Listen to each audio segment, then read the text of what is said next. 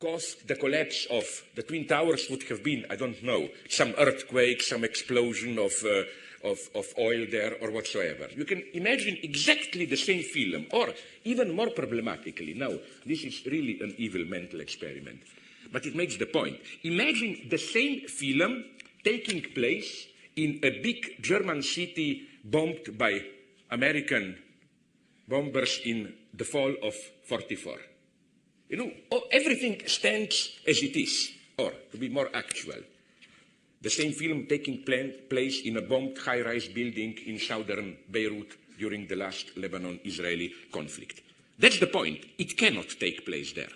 Such a film would have been dismissed as, in the last case, a subtle pro-Hezbollah terrorist propaganda and so on. What this means, now I come to my conclusion, the second one, is that the two films' ideological political message resides in the very abstention from delivering the message. This abstention is sustained by an implicit trust into one's government. When the enemy attacks, you just have to do your duty, don't ask questions, and so on. What I call the Britney Spears theory of government. Namely, I remember 2 years ago, by mistake, mental mistake, I watched Britney Spears' interview on MTV and asked her about war in Iraq. She said, I don't really understand it. I just know that we people simply should have trust our president and so on. That's what I mean. Now, this brings me back to our starting point, to this concrete character of the two films, depicting ordinary people in a terse, realistic mode. Every philosopher knows Hegel's counterintuitive use of the opposition between abstract and concrete. In ordinary language, abstract are general notions, as opposed to concrete, really existing singular objects and events.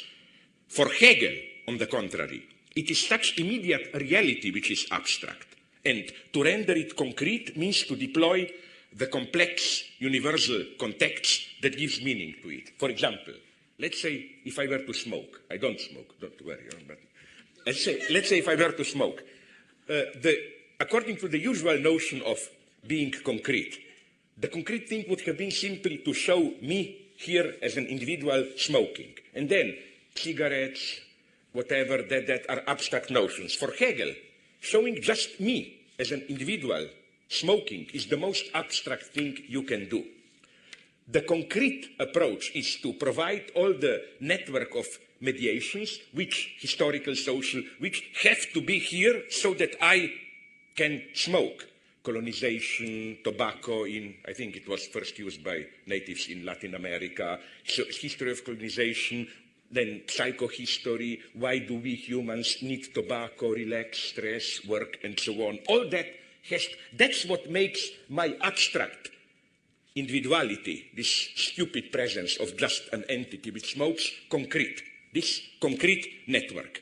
And back to the two films, here I see the problem. They are both abstract in their very concreteness. The function of their down-to-earth depiction of concrete individuals struggling for life is, I claim, not just to avoid cheap commercial spectacle, but to obliterate the historical context. Here then is where we are. That's the second sad lesson of the two films, I think, 5 years later, still unable to locate September 11th into a larger narrative, to provide its cognitive mapping. But nonetheless, there is some kind of not explicit but implicit underlying cognitive mapping. And that will be now my crucial point. Did you notice how in both films, celebrated for their terse, realistic, down-to-earth style, there is an exception also at the level of the style, a moment which violates this style. United 93 starts with kidnappers in a motel room, praying, getting ready. They look austere, like some kind of angels of death. And the first shot after the title credits confirms this impression. It is a panoramic shot.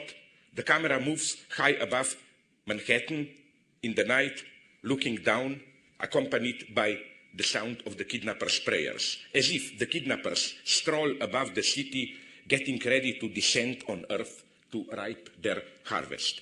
Similarly, there are no direct shots of the planes hitting the towers in World Trade Center. All that we see seconds before the catastrophe, when one of the policemen is on a busy street, is an ominous shadow quickly passing over the crowd. Of course, we know from our external knowledge the shadow of the first plane just about to hit one of the Twin Towers. These shots, I claim, confirm on both films a strange theological reverberation, as if the attacks were a kind of divine intervention. Recall, what is this? But how does this implicit theology work? Recall the first reaction of Jerry Falwell and Pat Robertson to the September 11th bombings, perceiving them as a sign that God lifted up its protection of the United States because of the sinful lives of the Americans. I mean, I admire people who are ready to play these hermeneutics. Like I remember when Sharon had got a heart attack, immediately I think it was Pat Robertson, one of the two, said immediately, yeah, it's divine punishment for giving Gaza, I think it was Gaza at that point, away to the Palestinians and so on. Okay, so it's again the punishment for hedonist materialism, liberalism, sexuality and so on. Basically, what they claimed is that the United States got what it deserved. To cut a long story short, their claim is exactly the same as the claim of the most hard radical Arab Muslim fundamentalists. What I claim is that in a hidden way, United 93 and World Trade Center tend to do the opposite but within the same field.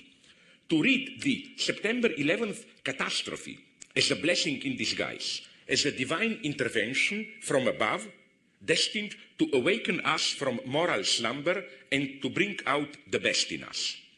World Trade Center especially ends with the off-screen words of an anonymous narrator, spelling out in an almost vulgar, too direct way this message. Terrible events, like the Twin Towers destruction, bring out in people the worst and the best. Courage, solidarity, sacrifice for community, and so on. People are shown to be able to do things they would never imagine of being able. So it is as if our societies need a major catastrophe in order to resuscitate the spirit of communal solidarity. Now, this I find up to a point acceptable. In what sense? I think that the two films here implicitly refer to I'm ready even to go as far as to claim to the implicit utopian socialist dimension of Hollywood catastrophe films. It's my old thesis that this is the only place in Hollywood where some kind of socialist utopia in a hidden way survived. Why? I claim that you should avoid this obvious fascination with, I don't know, asteroid, comet hitting Earth, this big catastrophe. The true pleasure, surplus pleasure, let's call it, it's in the byproduct that when confronted with a catastrophe, people forget their aggressivity, competitiveness, and there is some kind of authentic cooperation, solidarity, and so on and so on. Sorry. That aspect is okay. What I nonetheless find problematic is there are two things that I find problematic. The first thing is, especially in United 3, the way that nonetheless Hollywood is Hollywood, the narrative, even if it's about world historical events, cannot resist the temptation of enframing it by the logic of the creation of the couple, like the two couples are reunited in in World Trade Center, even in United 93. Where do we have this reference to couples, or rather family? Do you remember at the end? Do you remember how the film, of course, exploits this nice, tragic, I admit it, detail, how, which is, I think, a fact that most of the passengers, when they knew basically that they will almost for sure die, but were still able to make a phone call. Last phone call, they usually called their nearest, dearest wife, husband, daughter, son, mother, basically telling them, I love you. Now, okay, we can go here into a kind of a Paulinian, referring to St. Paul ecstasy, you see, even when the whole world is falling apart. what truly matters at that point when everything falling apart is love. I have a problem here. And to avoid any misunderstanding, some of you